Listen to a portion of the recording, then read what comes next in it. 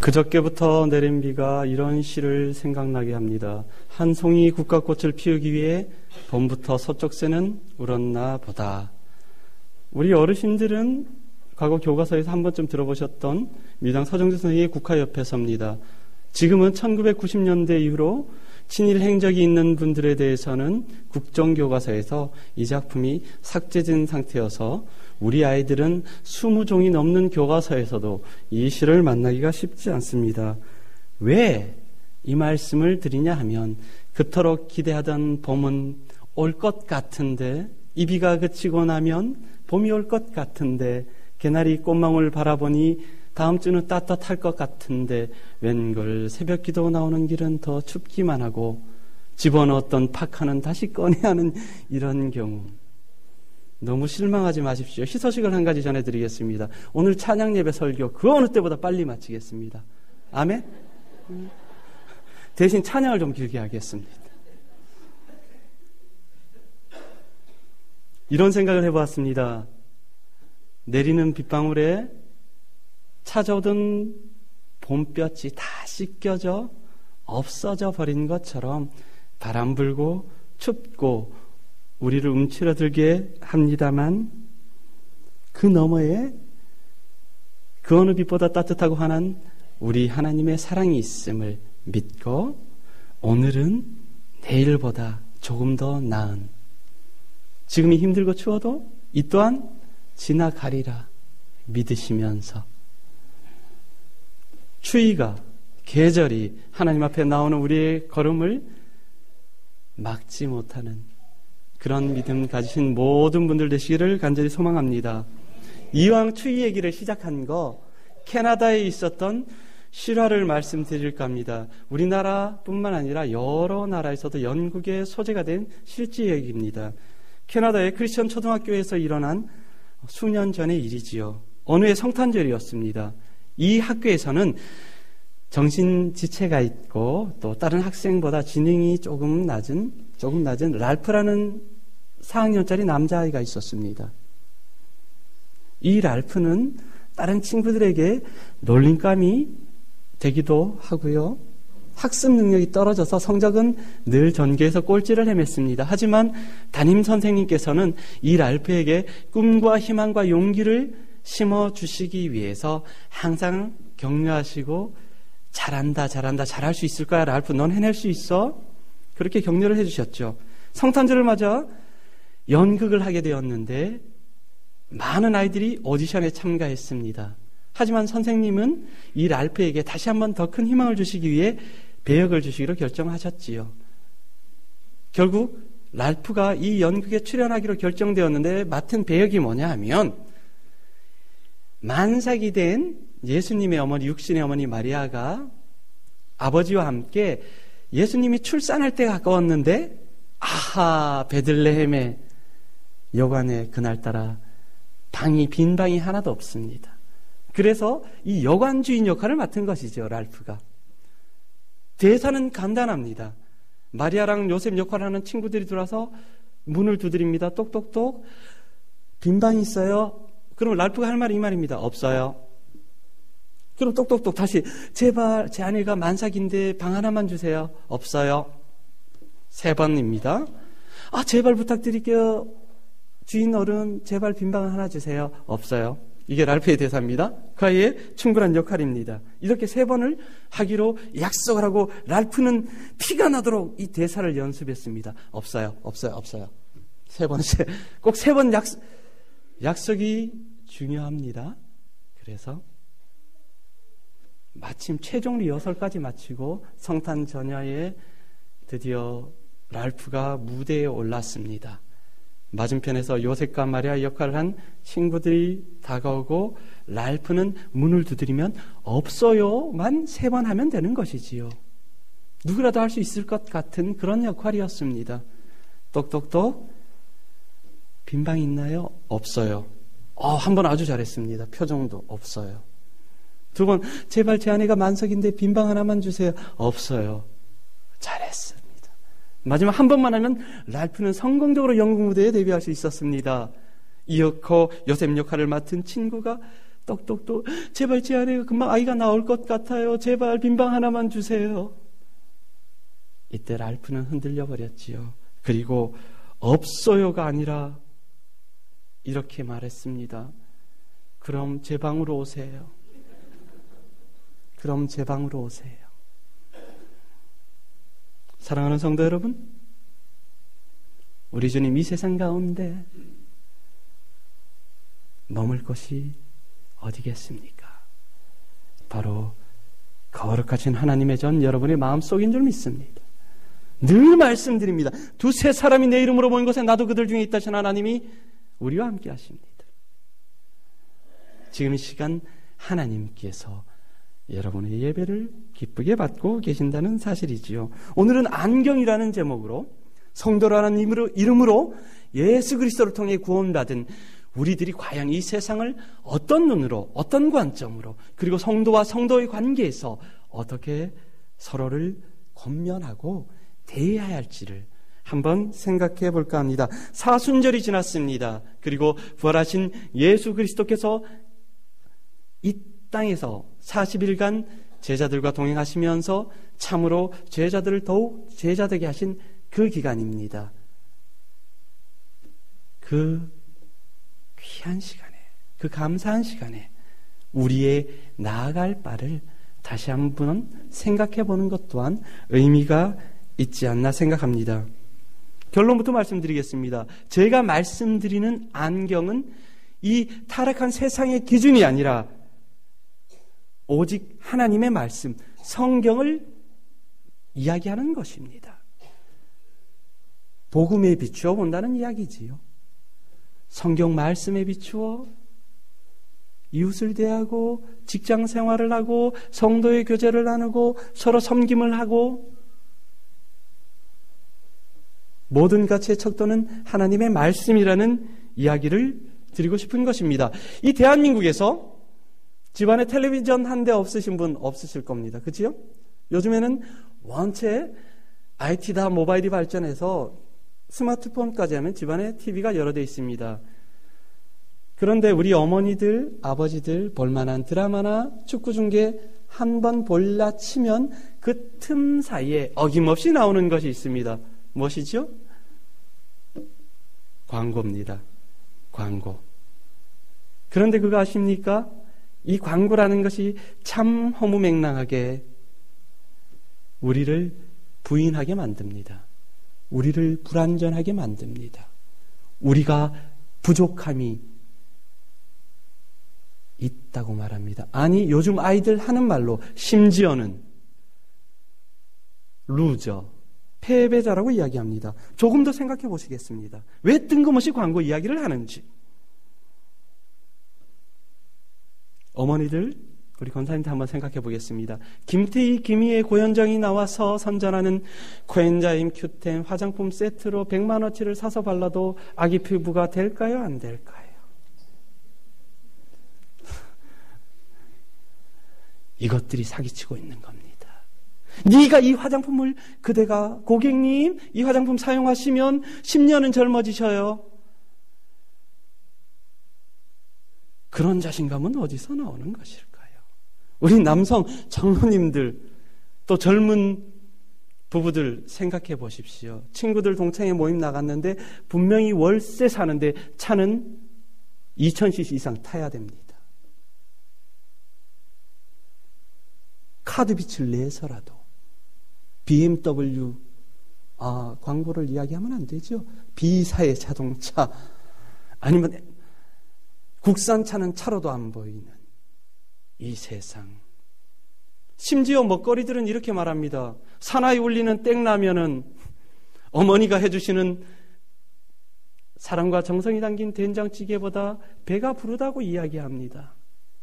사실은 방부제 덩어리인데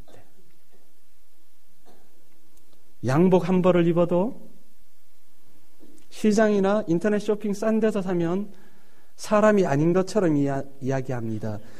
신사의 품격의 완성은 삐리리리 양복 한 벌 어머니들 백화점 가시면 100만 원 넘는 것은 사실이지 않습니까? 사실이지 않습니까?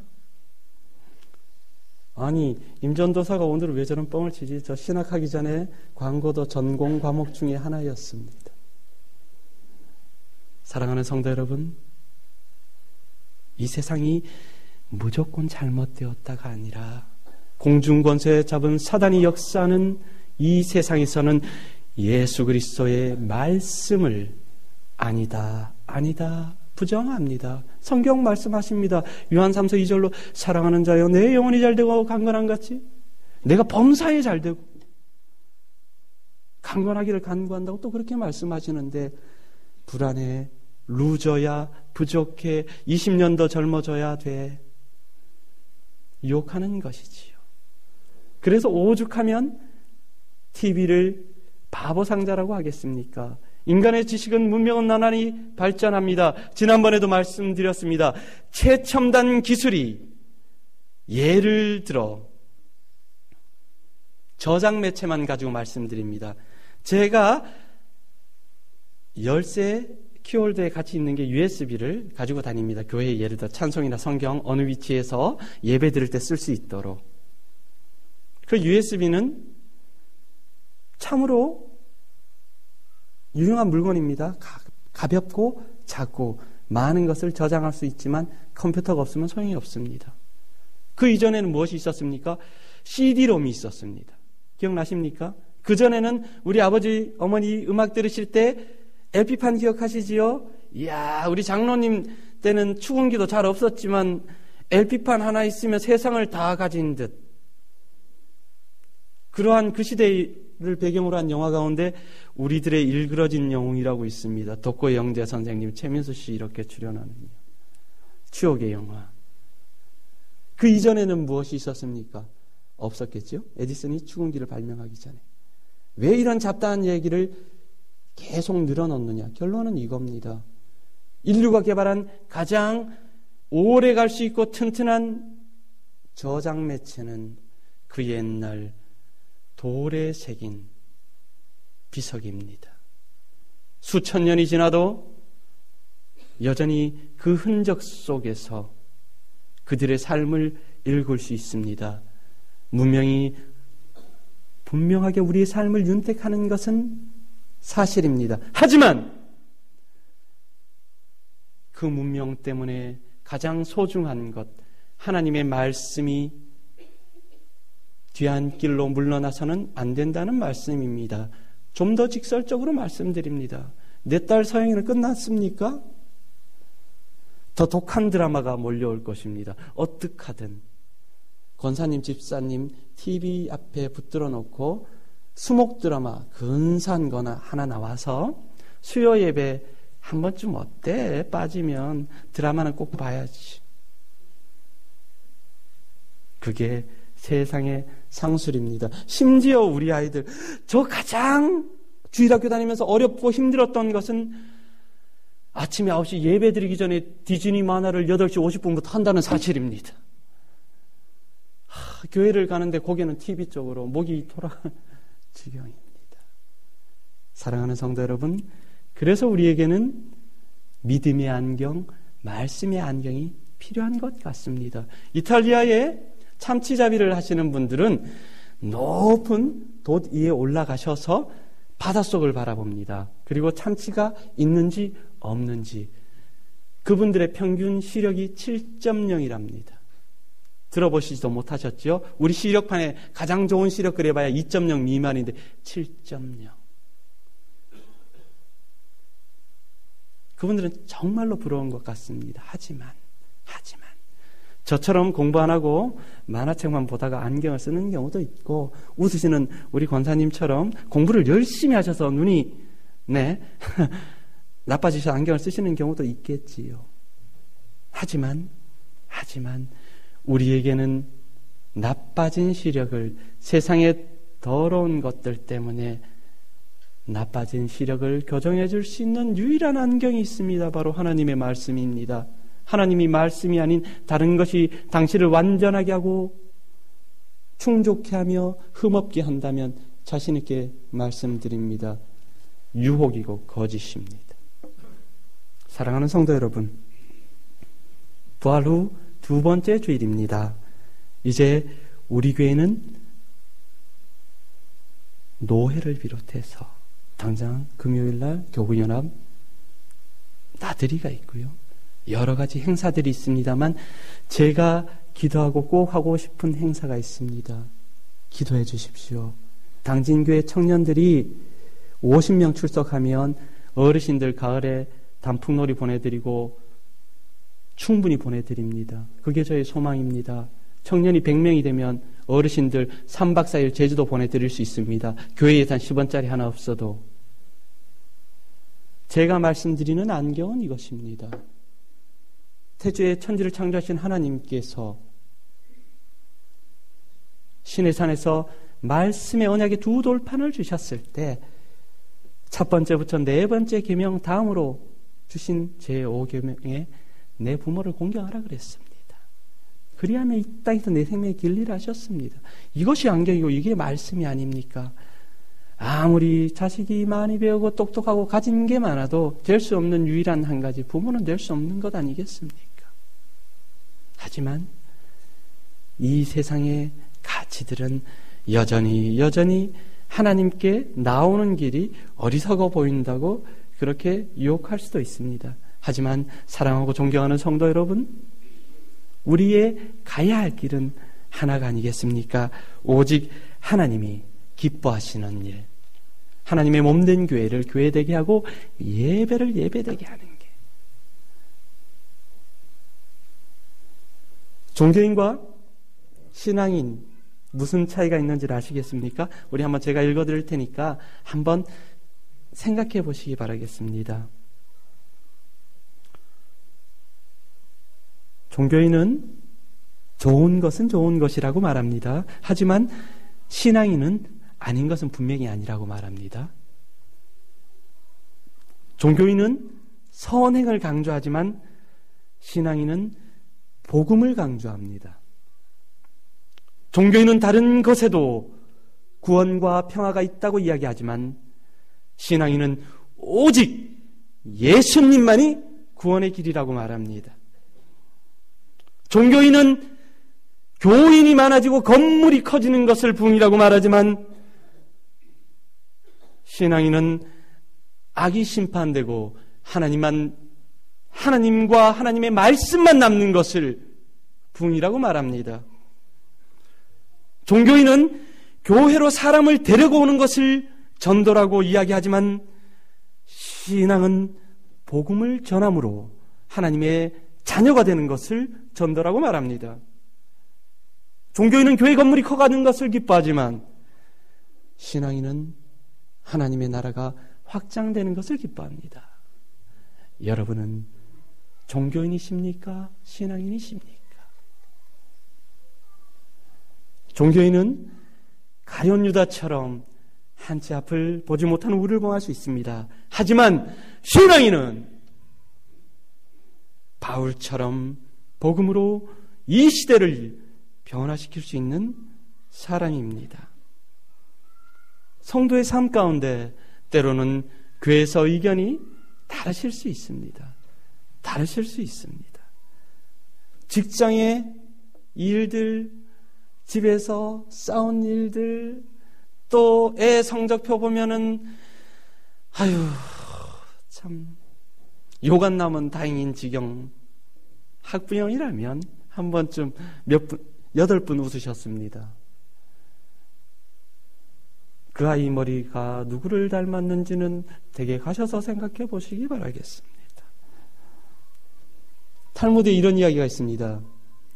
칠흑같이 어두운 밤, 한치 앞도 볼 수 없는 밤에 저쪽에서 등불이 이렇게 흔들리는 것입니다. 길을 잃었던 나그네가 그 등불을 보고 가까이 다가가 보니 알고 보니 앞을 못 보는 소경이었습니다. 맹인이셨습니다. 아니 이보시오, 당신은 앞을 못 보는 소경인데 이 등불이 무슨 소용이요? 그러자 그분이 대답했습니다. 내가 이것을 들고 걸으면 내가 걷고 있는 길을 다른 눈뜬 사람이 알 수 있기 때문에 부딪혀 다치는 법이 없습니다. 창세기 6장 9절은 말씀합니다. 노아가 잘나고 똑똑하고 재산이 많고 주식 부자고 스펙이 빵빵해서가 아니라 하나님과 함께 하였기 때문에 의인이라 부르심을 받은 겁니다. 사랑하는 성도 여러분, 여러분은 분명히 의인이십니다. 왜? 하나님과 동행하시는 삶을 사시기 때문입니다. 흠 많은 노아, 술이 떡이 돼서 자식 앞에서 창피한 줄도 모르고 실오라기 하나 거치지 않고, 아니 어떻게 아버지가 자식을 그렇게 저주할 수 있어? 라고 인간적인 생각을 할 수도 있을 법한데 하나님은 그를 의인이라 하셨습니다. 무엇 때문에? 하나님과 동행하는 삶을 살았기 때문입니다. 사랑하는 성도 여러분, 시대에 따라 자기가 거주하는 것의 문화에 따라 많은 것이 차이납니다. 인도의 힌두교도들은 소를 죽이는 것을 끔찍이 금하는 그들만의 법도가 있습니다. 세이론 섬에서는 절대로 뱀을 죽일 수 없습니다. 뱀은 신성한 것이기 때문에 뱀을 죽일 수 없습니다. 독일의 히틀러는 하나님의 뜻으로 유대인을 600만 죽였다는 것입니다. 하지만 대한민국 땅에서 기분 좋다고 소고기는 사 먹어도 소를 신으로 모시는 경우는 극히 드뭅니다. 뱀탕 한 그릇 먹었다고 종교적으로 부정한 사람이 되지는 않습니다. 히틀러와 같은 미치광이가 하나님의 뜻이라고 사람을 죽이는 이들 없습니다. 하지만 영원히 변하지 않는 우리들의 의로움은 유일한 하나님의 말씀에 의지해서 그분과 동행하는 것이고, 하나님의 뜻을 묻기 위하여, 그분의 음성을 듣기 위하여 예배를 통하여 또한 하나님의 말씀을 보고 있습니다. 미국의 아주 오래된 시 중에 거장의 손길이 닿을 때라는 시가 있습니다. 시라기보다는 한 편의 이야기 같습니다. 경매장에 낡은 바이올린이 있었습니다. 3달러까지 부르는 사람이 있었고 더 이상 부르는 사람은 없었죠. 이때 한 노인이 나타납니다. 그는 자기의 손수건을 꺼내서 바이올린의 먼지를 털고 보물을 다루듯이 때 묻은 바이올린을 이렇게 닦기 시작합니다. 그리고 핸들을 조여서 조율을 마치고 이윽고 연주하기 시작합니다. 3달러짜리 고물 바이올린에서 도저히 상상할 수 없는 연주가 시작되고 마치 천사의 소리를 듣는 듯 그 경매장에 왔던 모든 사람들이 감동에 빠져듭니다. 그의 연주로 다시 경매장은 활기를 띠게 되었지요. 마침 연주를 마친 노인이 이렇게 말합니다. 바이올린에게, 잘 있었느냐 내 사랑하는 아들아, 40년 만에야 너를 만나 내 음성을 들었구나. 그리고 다시 연주를 시작했고 경매장은 더 활기를 띠었습니다. 처음에 3달러짜리 바이올린이 결국 3,000달러에 낙찰되고 말았습니다. 사랑하는 성도 여러분, 이 낡은 바이올린과 같이 흠 많고 죄 많고 누더기와 같은 우리를 거장이신 하나님께서 만지고 고치시고 회복시키셨습니다. 믿으시면 아멘 하시겠습니다. 세상은 결코 그 진리를 알 수 없습니다. 결코 그 진리를 알 수 없습니다. 하지만 하나님께서 여러분들 아신다는 사실을 분명히 기억하시기 바랍니다. 미국에서 주일학교에서 어느 부활절 아침이었습니다. 초등학교 2학년 선생님께서 계란 모양의 플라스틱을 하나씩 아이들에게 나눠주면서 부활을 상징하는 물건 하나씩 담아오게 했습니다. 이었고 아이들이 뛰어나갔고 한 30분이 흘러서 아이들이 물건을 저마다 담아왔습니다. 한 아이가 계란 모형을 열어보니 거기에는 파릇파릇 새싹이 있었습니다. 맞아요. 파릇파릇 돋는 새싹은 생명을 상징하고 예수 그리스도의 부활을 의미한다고 하겠지요. 잘했어요. 또 다른 친구가 열어보니 갓 핀 꽃이 있어요. 활짝 핀 꽃, 생명을 상징하는 것, 부활을 상징하는 것. 그렇다고 또 박수를 받았습니다. 하지만 남자아이 중에 하나가 조금 모질라는 아이가 있었어요. 이 아이 역시 이름은 필립이었는데 다른 친구들이 다 그렇게 부활을 상징하는 물건을 하나씩 내보였는데 필립은 머뭇거리고 있었습니다. 선생님이 말씀하십니다. 괜찮아 필립? 어서 열어봐. 괜찮아? 열어봐. 친구들이 비웃기 시작하면 에이 필립은 아무것도 가지고 오지 않았을 거예요. 쟤는 바보니까. 이윽고 필립이 계란 모형을 열었습니다. 아니나 다를까 그 속은 비어 있었습니다. 모두들 박장대소하고 뒤로 넘어갔습니다. 그러자 선생님께서 물었습니다. 아니 필립 왜 계란 속이 비어 있니? 그러자 필립이 이렇게 말합니다. 예수님의 무덤은 비어 있잖아요.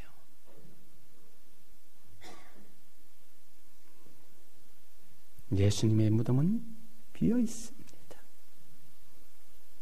그 무덤 비우시고 여러분과 함께 하신다는 사실 믿으시기 바라겠습니다.